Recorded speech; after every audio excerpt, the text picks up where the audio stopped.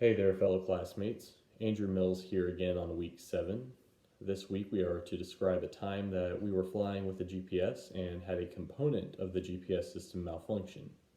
I've had the chance to train on G500 and G1000 equipped airplanes throughout my training, and having flown these systems, I can vouch for them. These GPSs are very reliable, and neither I or any other student that I know about at my flight school has yet to encounter any sort of real-world GPS system malfunction.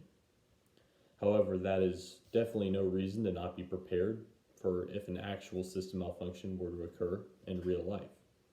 Therefore, today I will be discussing what to do if a component of your G1000 were to actually fail in flight. Before I go into any type of scenario, it's important to note that a G1000 system failure is very easy to identify, and it takes out a lot of the guesswork. You will see both a red X over the failed component and an advisory would show up to inform you of the failure. Fortunately, the G1000 has a ton of redundancy built into it, so the odds of a total system failure are extremely low. You might have one component fail, like an attitude indicator.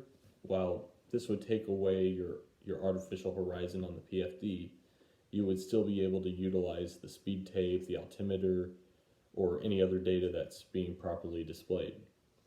Whatever the issue may be, the key is to always remember to fly the airplane.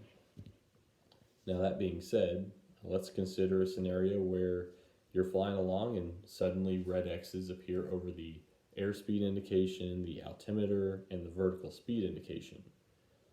This would be a telltale sign that the air data computer has failed. Now, since this covers the traditional pitot-static instruments, you would go and refer to your standby airspeed indicator, your altimeter. These would become your primary instruments. On the other hand, if the attitude, the heading, and the slip skid indications were to fail, this would be a telltale sign of an AHRS failure, since these cover the traditional gyroscopic instruments.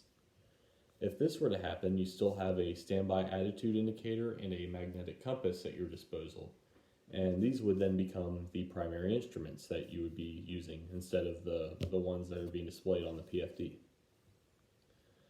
If your air data computer or AHRS were to fail in flight, of course, your first task after recognizing the failure would be to continue flying the aircraft, as I mentioned earlier.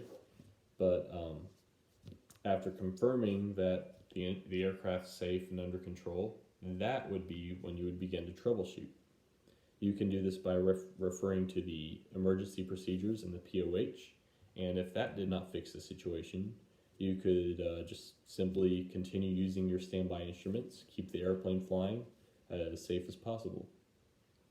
Another factor to consider during a G1000 system failure is the situation in which you're flying. If your AHRS were to fail on a VFR flight with unlimited visibility, beautiful day, the situation would definitely be far from dangerous since you're already primarily focused on what's outside the airplane.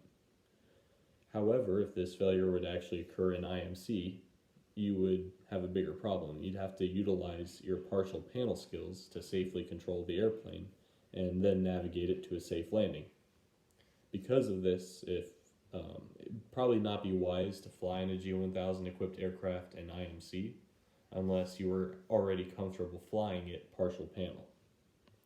Regardless of the type of GPS malfunction you encounter, it would probably be a good idea to land as soon as possible and get it repaired.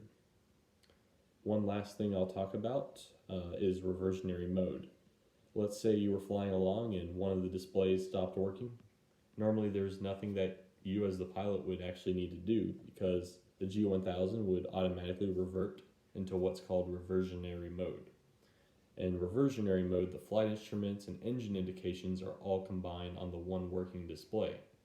However, if this were not to happen automatically and something on one display is not showing properly or has that red X covering it, you can manually switch both displays to reversionary mode yourself, and you would do this by pressing the red button on the main panel. Well, that about covers what I had to say about how to handle G1000 system failures. I discussed how to identify them, the different types of failures, and how to respond to them accordingly. Again, the primary focus should always be to fly the airplane, and the G1000 fortunately makes that a relatively easy thing to do. So this concludes my presentation. Thank you all so much for listening.